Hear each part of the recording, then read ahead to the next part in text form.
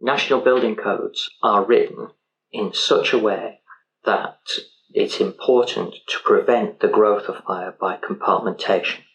And compartmentation limits the extent that the fire can spread, and therefore allows people to escape, and when the emergency services attend site, to help them to finish out the evacuation and also to fight the fire.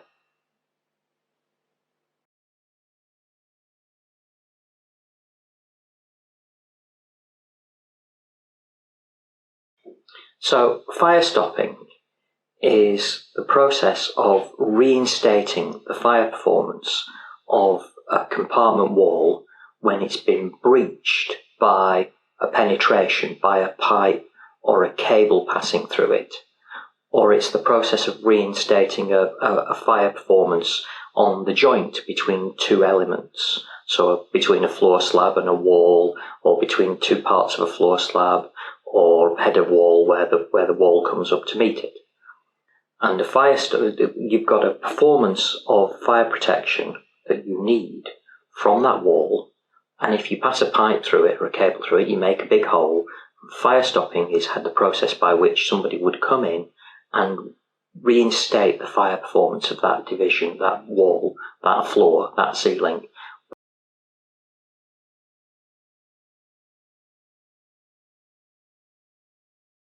If fire stopping is absent or defective in some way, shape or form, then obviously the fire can move from compartment to compartment to compartment. The fire grows, the fire spreads, and this can cause the incident to get much bigger, and it's therefore harder for the fire and rescue service to attend.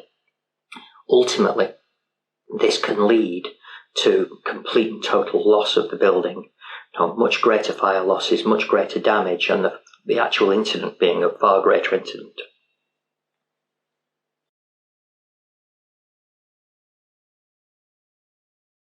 In terms of properly installing fire stopping, it's always advisable to use a product or a system that has third-party certification. And what you need to do, what users should do with that third-party certification, is they should assess that that certification covers the scope that they have on site. And if the third-party certification covers the scope that they have on site, that's their best way of ensuring the product that they're using is fit for their end use. Secondly, end users should always look to have the products installed by a competent contractor. It's very important. It's not necessarily something that a general builder can do.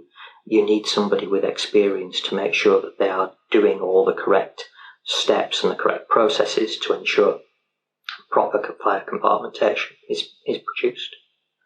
And third-party certification so you need third-party certification of both the product and the installer to give the best possible chance of getting the right outcome.